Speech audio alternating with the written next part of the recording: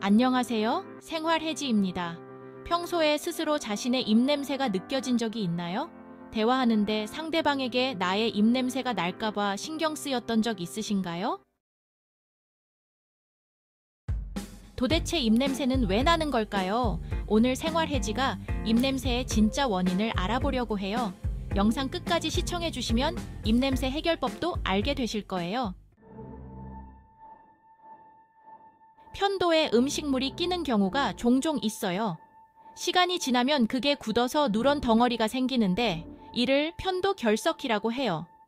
이게 오래 방치되면 심한 입냄새가 나서 일상생활에도 영향을 줄 수 있어요. 문제는 그 덩어리를 억지로 제거하려다가 오히려 편도에 더 큰 홈이 생기고 편도 결석이 더 자주 생길 수 있다는 거죠. 편도 결석은 양치만으로는 제거하기 힘든 위치에 있기 때문에 이런 문제가 생길 수밖에 없어요. 편도의 구조는 울퉁불퉁한데 이 때문에 음식물이 잘 끼게 돼요. 특히 편도가 큰 사람이나 자주 편도염을 앓는 사람은 이런 현상이 더 자주 발생해요. 편도는 우리 몸의 림프 조직 중 하나로 외부 물질로부터 몸을 보호하는 역할을 해요. 하지만 자주 염증이 생기면 편도 표면이 거칠어져서 음식물이 더 쉽게 끼게 되는 거죠. 결국 그 음식물 찌꺼기가 시간이 지나면서 누런 결석으로 변하고 악취를 유발하게 돼요. 특히 편도 결석이 깊숙한 곳에 있을 때는 육안으로 보기가 어려워요. 이럴 때는 내시경 같은 장비를 통해서만 확인할 수 있어요. 하지만 집에서 거울을 이용해 편도를 확인할 수 있는 방법도 있어요.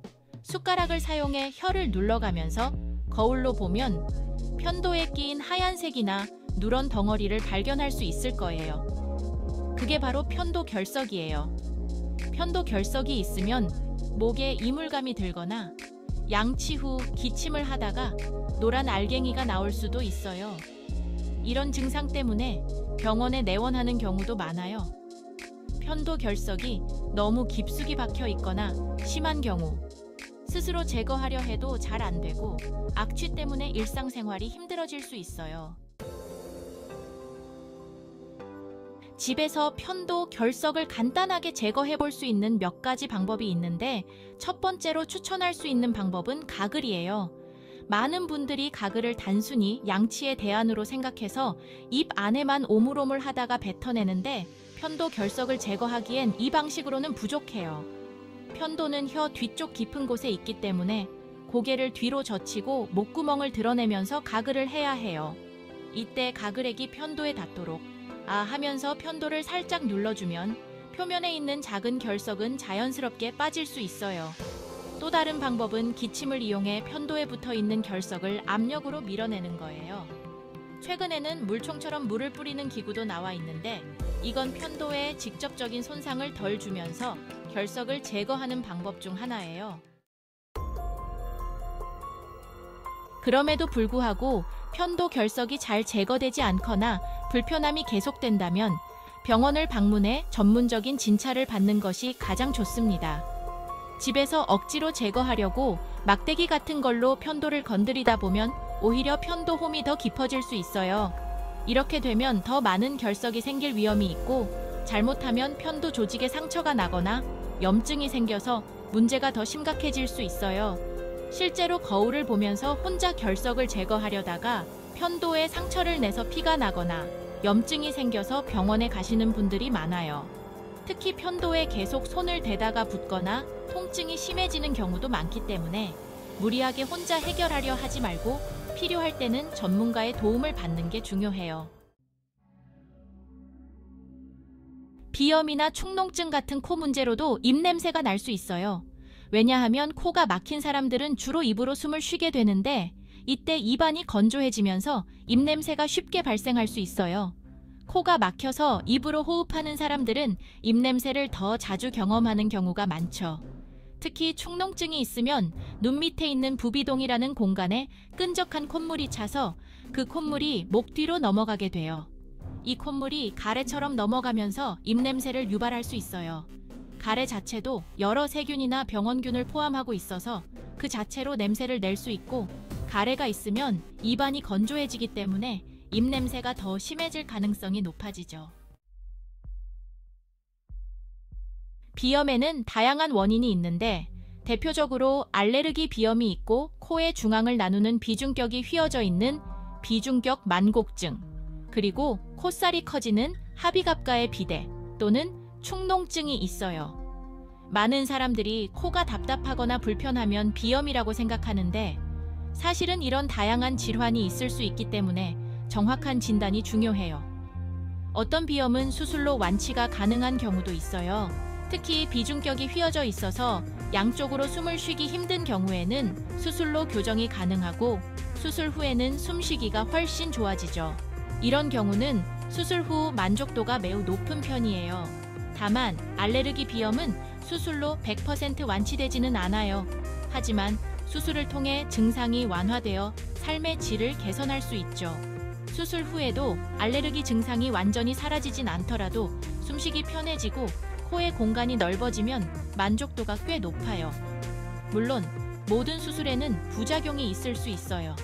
비염 수술의 경우 코 안쪽에 있는 조직을 교정하는데 코는 몸에서도 모세혈관이 많이 있는 부위라 출혈이 발생할 수 있어요. 그래서 수술 후에는 솜을 꽉 채워두는 과정이 필요하고 수술 후에도 코를 심하게 푸는 것을 피하는 등 주의사항을 잘 지켜야 해요. 우리가 외출하고 나면 집에 들어와서 세수하거나 양치를 하잖아요. 그런데 하루에 한 번씩 코 세척을 하는 것도 건강한 코 관리를 위해 정말 좋은 방법이에요. 코 안에는 미세먼지나 여러 가지 알레르기 원인 물질들이 많이 붙어 있기 때문에 코 세척을 하면 코 안을 깨끗하게 유지하는 데 큰 도움이 돼요. 특히 비염이나 축농증이 있는 분들은 코 세척을 통해 호흡이 더 편해졌다는 얘기를 많이 하세요. 저도 매일은 아니지만 이틀에 한 번 정도는 코 세척을 하고 있어요.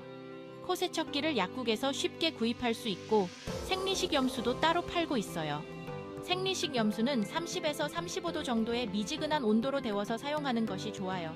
사용법을 간단히 설명드리면 세수대 앞에 서서 고개를 약 45도 정도로 숙이고 옆으로 살짝 돌린 후 아 소리를 내면서 코 세척기를 사용해요. 아 소리를 내는 이유는 이렇게 하면 입천장이 올라가면서 세척액이 목으로 넘어가는 것을 방지할 수 있기 때문이에요. 그리고 너무 세게 짜면 세척액이 귀로 넘어갈 수 있으니 주의해야 해요. 세척 후에는 가볍게 코를 풀어주는데 너무 세게 풀면 귀로 물이 넘어갈 수 있으니 가볍게 하는 게 중요해요. 혹시 축농증이 있으신가요? 축농증이 있다면 조금 다른 방법을 사용할 수 있어요. 축농증이 있으면 눈 밑에 부비동에 농이 차 있는 경우가 있는데 이때는 세척 방향을 약간 달리 해야 해요. 예를 들어 오른쪽 부비동에 문제가 있다면 세척기를 그쪽 방향으로 돌려서 세척액이 그 부위를 향하도록 해야 해요. 이렇게 하면 축농증으로 인해 생긴 콧물이 목 뒤로 넘어가거나 누런 콧물이 나오는 증상을 완화하는 데 도움이 될 수 있어요. 만약 이런 증상이 있거나 축농증으로 불편함을 느끼고 있다면 이 방법으로 코 세척을 시도해보시면 좋을 것 같아요. 누울 때마다 코가 막히는 분들이 생각보다 많아요. 저도 이 원인에 대해 여러 가지로 고민을 해봤는데 그중 하나가 바로 이불 속 진먼지 진드기 때문일 수 있다는 거예요. 실제로 어떤 분은 코 상태는 내시경으로 봤을 때 매우 깨끗했는데 누우면 항상 코가 막힌다고 호소하시는 경우가 있어요. 알레르기 검사를 해보니 진먼지 진드기에 대한 알레르기 수치가 매우 높았어요. 그래서 그분은 진먼지 방지 침구로 바꿔보았고 바꾸신 후에는 정말 편해졌다고 하시더라고요. 이처럼 알레르기 비염을 앓고 있는 분들 중 다수가 진먼지 진드기에 반응을 보이기 때문에 누울 때 코가 자주 막히시는 분들은 침구류를 진드기 방지 제품으로 교체해보는 것도 한 가지 방법이 될 수 있어요. 또 한 가지 이유로는 우리가 눕게 되면 중력의 영향으로 코 안쪽의 모세혈관들이 확장되면서 코 안의 공간이 좁아져요. 이건 아주 자연스러운 생리적 현상인데 특히 코 안에 있는 하비갑계라는 구조들이 모세혈관으로 이루어져 있어서 더 쉽게 부을 수 있어요. 그래서 너무 심하게 코 막힘이 느껴지신다면 베개를 조금 높여서 중력의 영향을 덜 받도록 하는 것도 도움이 될 수 있어요. 마지막으로 건조한 날씨에는 가습기를 틀고 자는 것이 큰 도움이 돼요. 습도를 40에서 60% 정도로 맞추면 비염이 있는 분들이 밤에 입을 벌리고 자면서 목이 건조해지는 걸 막을 수 있어요.